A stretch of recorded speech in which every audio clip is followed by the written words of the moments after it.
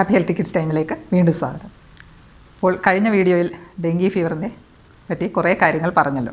എന്തെല്ലാം ടെസ്റ്റുകളാണ് dengue fever diagnose ചെയ്യാൻ നമ്മൾ ചെയ്യുന്നതെന്നും അതിനെപ്പറ്റി കുറച്ച് കാര്യങ്ങളാണ്. ഡെങ്കി ഫീവർ പനി ആദ്യത്തെ ഫെബ്രൈൽ ഫേസ് എന്ന് പറയുന്നത് 3 സാധാരണ 3 ദിവസമാണ് നിൽക്കുന്നത്. അപ്പോൾ ഇപ്പോൾ ഈ ഡെങ്കി ഔട്ട് ബ്രേക്ക് ഉള്ള സമയത്ത് ആ പറഞ്ഞ രോഗലക്ഷണങ്ങൾ ഹൈ ഗ്രേഡ് ഫീവറും ദേഹം വേദന അല്ലെ കൊച്ചുകുട്ടികളാണെങ്കിൽ ഒരു മൂക്കൊലിപ്പും ചുമയും ഒന്നും ഡെങ്കി ഫീവറിനെ കാണാറില്ല. വല്ലപ്പോഴും ചിലപ്പോൾ ചുമയായിട്ട് വന്നെങ്കിലായി. സാധാരണ ഒരു മൂക്കൊലിപ്പ് അതായത് റെസ്പിറേറ്ററി സിംറ്റംസ് ഒന്നുമില്ലെങ്കിൽ നമ്മൾ ഇങ്ങനെ ഡെങ്കി ഔട്ട് ബ്രേക്ക് ഉള്ള സമയത്ത് അതും ആ ലൊക്കാലിറ്റിയിലെല്ലാം ഡെങ്കി ഫീവർ ഉണ്ടെങ്കിലും നമ്മളെപ്പോഴും ആ രോഗം സംശയിക്കേണ്ടിയിരിക്കുന്നു. അപ്പോൾ ഒരു കുട്ടിക്ക് നല്ല പനിയാണ്, 2-ാമത്തെ ദിവസം 3-ാമത്തെ ദിവസം ആകുമ്പോൾ മുഖത്ത് നല്ല ചുമപ്പും അങ്ങനെയൊക്കെ ഉണ്ടെങ്കിൽ ഡെങ്കി ഫീവർ തന്നെ ആയിരിക്കാം. അപ്പോൾ നമുക്ക് അത് കൺഫേം ചെയ്യണമെങ്കിൽ ശരിക്കും പറഞ്ഞാൽ ആദ്യത്തെ ദിവസം ബ്ലഡ് ടെസ്റ്റ് ചെയ്തിട്ട് വലിയ പ്രയോജനമൊന്നുമില്ല. ശരിക്കും പറഞ്ഞാൽ ഒരു സെക്കൻഡ് ഡേയുടെ അവസാനമോ അല്ലെ 3rd ഡേ ആകുമ്പോഴേ ഈ വൈറസുകളെല്ലാം മജ്ജ അതായത് ബോൺ മാരോയിൽ ചെന്നാണ് ഉണ്ടാകുന്ന സ്ഥലങ്ങളെല്ലാം സപ്രസ് ചെയ്ത് അപ്പോൾ ആണ് ബ്ലഡ് കൗണ്ട് കുറയുന്നത്. അപ്പോൾ ഡെങ്കി ഫീവറിന് നമ്മൾ total count WBC count 3rd day നമ്മൾ ചെയ്യുകയാണെങ്കിൽ WBC കൗണ്ട് ടോട്ടൽ കൗണ്ട് കുറവായിരിക്കും. യൂഷ്വലി അത് 4000 താഴെ ആയിരിക്കാം. ലിംഫോസൈറ്റ്സും കുറവായിരിക്കാം. പിന്നെ എല്ലാവർക്കും അറിയാവുന്ന പോലെ എല്ലാവരും വറീഡ് ആവുന്നതാണല്ലോ പ്ലേറ്റിൽ കൗണ്ട് എന്ന് പറയുന്നത്. എന്താണ് പ്ലേറ്റ്ലെറ്റ്? മുമ്പ് പ്ലേറ്റിൽ കൗണ്ട് സാധാരണ അതിൻ്റെ കൗണ്ട് 1.5 lakhs to 4.5 lakhs വരെ ആകാം. അപ്പോൾ 1 lakhൽ കുറയുവാണെങ്കിലാണ് നമ്മൾ പ്ലേറ്റിൽ കൗണ്ട് കുറയുമെന്ന് പറയുന്നത്. അപ്പോൾ ഡെങ്കി ഫീവറിൽ ഞാൻ പറഞ്ഞതുപോലെ തന്നെ ഈ ഫീവർ സബ്സൈഡ് ചെയ്ത് ആ ക്രിട്ടിക്കൽ ഫേസിൽ ഒരു 50% കേസുകളിലും പ്ലേറ്റിൽ കൗണ്ട് കുറയാം. പക്ഷേ പ്ലേറ്റിൽ കൗണ്ട് കുറഞ്ഞതുകൊണ്ട് മാത്രം ഹോസ്പിറ്റലിൽ അഡ്മിറ്റ് ചെയ്യണമെന്നില്ല. അതേസമയം റിസ്ക് ഉള്ള ആൾക്കാരെ നമ്മൾ അഡ്മിറ്റ് ചെയ്യണം. ഞാൻ പറഞ്ഞ പോലെ കൊച്ചുകുട്ടികൾ, പ്രായമായവർ, അവർക്കെല്ലാം ഡോസ് മോണിറ്ററിങ് വേണ്ടതുകൊണ്ട് ഹോസ്പിറ്റൽ അഡ്മിഷൻ വേണ്ടതാണ്. പ്ലേറ്റ്ലെറ്റിനെ പറ്റി കുറച്ച് കാര്യങ്ങളൊന്ന് പറയട്ടെ. Red blood cells, white blood cells എന്ന് പറയുന്ന പോലെ തന്നെ ബോൺ മാരോ അതായത് മജ്ജ ഉൽപ്പാദിപ്പിക്കുന്ന സെൽസാണ് ബ്ലഡിലുള്ള പ്രധാനപ്പെട്ട 3 തരത്തിലെ സെൽസിലൊന്നാണ് പ്ലേറ്റ്ലെറ്റ്. ഡെങ്കി ഫീവർ പോലെ ചില വൈറൽ ഇൻഫെക്ഷൻസിനും പ്ലേറ്റിൽ കൗണ്ട് കുറയാം. അതിൻ്റെ ശരിക്കുള്ള ഫങ്ഷൻ ഒരു സ്ഥലത്ത് ബ്ലീഡിങ് ഉണ്ടായാൽ ഈ പ്ലേറ്റ്ലെറ്റുകൾ ഓടിച്ചെന്ന് ഒരു ക്ലോട്ട് പോലെ ഉണ്ടാക്കി ബ്ലീഡിങ്ങിനെ കൺട്രോൾ ചെയ്യുന്നതാണ് പ്രധാന ഫങ്ഷൻ. ഈ പ്ലേറ്റ്ലെറ്റ് 1 lakhൽ കുറഞ്ഞെന്ന് പറഞ്ഞ് ശരിക്കും പറഞ്ഞാൽ ബ്ലീഡിങ് ഉണ്ടാകണമെന്നില്ല. സാധാരണ വളരെ സീരിയസ് ആയിട്ടുള്ള ബ്ലീഡിങ് ഉണ്ടാകുന്നത് ഒരു 20,000 10,000 കുറയുമ്പോഴാണ്. അതുകൊണ്ട് നമ്മൾ പ്ലേറ്റിൽ കൗണ്ട് 1 lakhൽ കുറഞ്ഞെന്ന് പറഞ്ഞ് ഉടനെ ഒരുപാട് പരിശോധനകളോ ഹോസ്പിറ്റലിൽ അഡ്മിറ്റ് ചെയ്യേണ്ട കാര്യമില്ല. അത് ഡോക്ടർമാർ തീരുമാനിച്ചുകൊള്ളും. വേറെ ഒരുപാട് കാര്യങ്ങളും കൂടെ കൺസിഡർ ചെയ്തിട്ടാണ് അത് ചെയ്യുന്നത്. അഡ്മിറ്റ് ചെയ്യണോ വേണ്ടതെന്ന് ഡോക്ടർമാർ തീരുമാനിക്കുന്നത്. ഈ പ്ലേറ്റ്ലെറ്റ് കുറയുന്നത് കൊണ്ടാണ് ബ്ലീഡിങ് വരുന്നത്. അപ്പോൾ സ്കിന്നിൽ ബ്ലീഡ് ചെയ്യാം, വായിൽ നിന്ന്, മോണയിൽ നിന്ന്, ചിലപ്പോൾ പല്ല് തേക്കുമ്പോൾ മോണയിൽ നിന്ന് ബ്ലീഡിങ് വരാം. പിന്നെ മലത്തിൽ കൂടി, മലം കറുപ്പ് നിറത്തിൽ പോകുന്നുണ്ടാകുമെന്ന് നോക്കുന്നത്, യൂറിനിൽ കൂടി, ഇതെല്ലാം ഒരുപാട് പ്ലേറ്റിൽ കൗണ്ട് കുറയുമ്പോൾ ഉണ്ടാകുന്നതാണ്. അങ്ങനെ ഒരുപാട് ബ്ലീഡിങ് കൂടുകയും BP കുറയുകയും ഒക്കെ ചെയ്യുമ്പോഴാണ് നമ്മൾ ബ്ലഡ് കൊടുക്കുന്നത്. ഇനി പ്ലേറ്റിൽ തന്നെ ട്രാൻസ്ഫ്യൂഷൻ ഒരു ചികിത്സയുണ്ട്.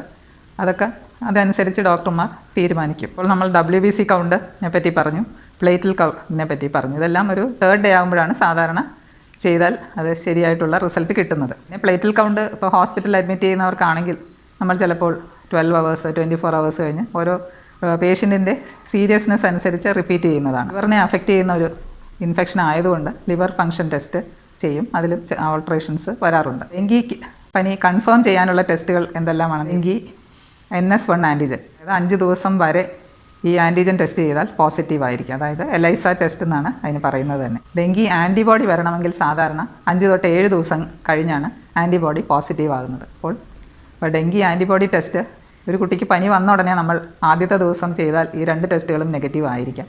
ചിലപ്പോൾ NS1 ടെസ്റ്റ് പോസിറ്റീവ് ആകാൻ സാധ്യതയുണ്ട്. എന്നാലും വലിയ കുഴപ്പമൊന്നുമില്ലെങ്കിൽ ഒരു 2nd 3rd ഡേയിലൊക്കെ ചെയ്യുകയാണ് നല്ലത്.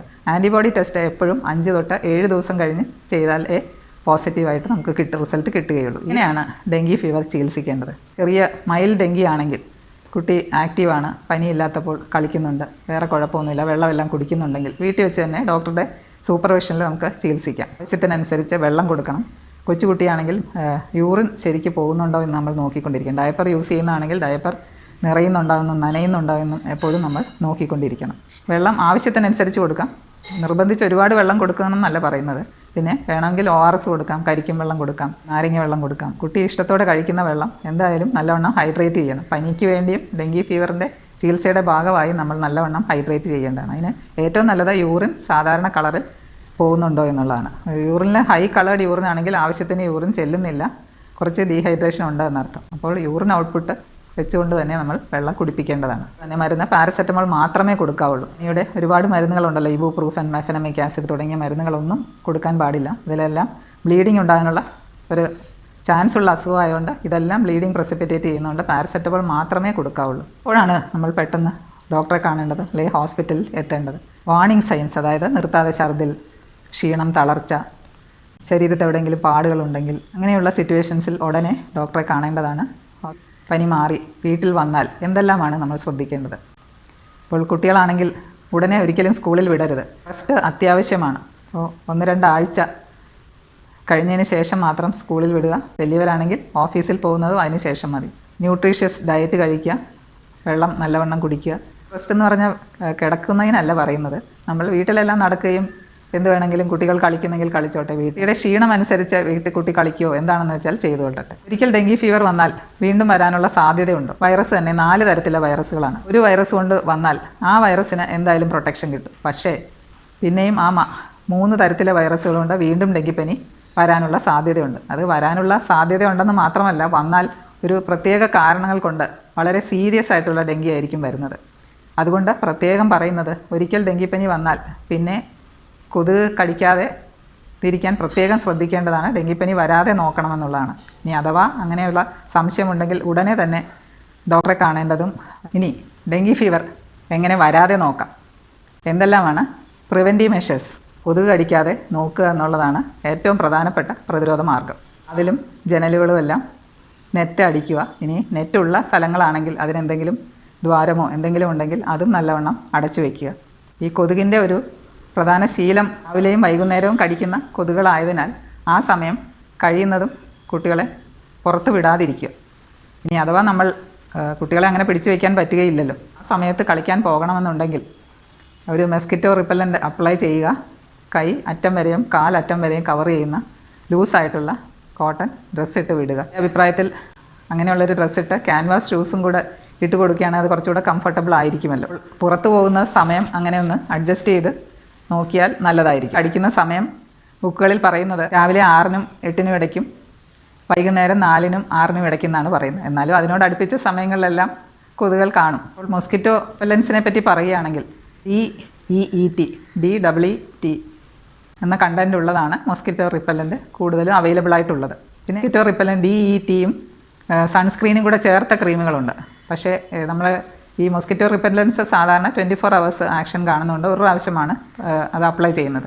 അതേസമയം സൺസ്ക്രീൻ അങ്ങനെയല്ലല്ലോ, പല പ്രാവശ്യം അപ്ലൈ ചെയ്യേണ്ടതുകൊണ്ട് കോമ്പിനേഷനുള്ള ക്രീം ഒരിക്കലും വാങ്ങിക്കരുതെന്ന് തന്നെയാണ് ഞാൻ പറയുന്നത്. പല പല കമ്പനികളുടെ മോസ്കിറ്റോ റിപ്പല്ലൻസ് ഉണ്ട്. ഒരുപാട് പഠനങ്ങൾ നടത്തിയത് ഒരു 30% DET ഉള്ള ക്രീം ഇഫക്റ്റീവ് ആണെന്നും അത് ഒരു 24 hours ആക്ഷൻ കാണുമെന്നുമാണ് റിപ്പോർട്ട് ചെയ്യപ്പെടുന്നത്. ഈ പകൽ കടിക്കുന്ന കൊതുകിനെ കടിപ്പിക്കാതെ എങ്ങനെയെങ്കിലും പ്രതിരോധിക്കണമെന്ന് തന്നെയാണ് ഞാൻ നിങ്ങളോട് പറയുന്നത്. ഡെങ്കിക്ക് എഗൻസ്റ്റ് ആയിട്ട് വാക്സിൻ ഉണ്ടോ? WHO റെക്കമെൻഡ് ചെയ്യുന്ന 2 വാക്സിൻസ് അവൈലബിൾ ആയിട്ടുണ്ട്. പക്ഷേ അത് നമ്മുടെ ഇന്ത്യയിൽ അത് വൈഡായിട്ട് യൂസ് ചെയ്യാൻ തുടങ്ങിയിട്ടില്ല. 2 കൊല്ലത്തിനുള്ളിൽ ഡെങ്കി വൈറസ് വാക്സിൻ വരുമെന്ന് തന്നെയാണ് പറയപ്പെടുന്നത്. ഇപ്പോൾ അവൈലബിൾ ആയിട്ടുള്ള വാക്സിൻ ഒരു 6 വയസ്സിന് മുകളിലുള്ള കുട്ടികൾക്ക് ആണ് റെക്കമെൻഡ് ചെയ്യുന്നത്. എന്തായാലും അത് ഇന്ത്യയിൽ വൈഡായിട്ട് ഉപയോഗിക്കാൻ ഇതുവരെയും തുടങ്ങിയിട്ടില്ല. അപ്പോൾ ഇത്രയും കാര്യങ്ങളാണ് ഡെങ്കി ഫീവറിനെ പറ്റി പറയാനുള്ളത്. നിങ്ങളെല്ലാവരും ജാഗരൂകരായിരിക്കുമല്ലോ. ഡെങ്കിപ്പനി ആർക്കും വരാതിരിക്കട്ടെ എന്ന് വേറൊരു വിഷയമായി അടുത്ത വീഡിയോയിൽ കണ്ടുമുട്ടാം. നന്ദി, നമസ്കാരം.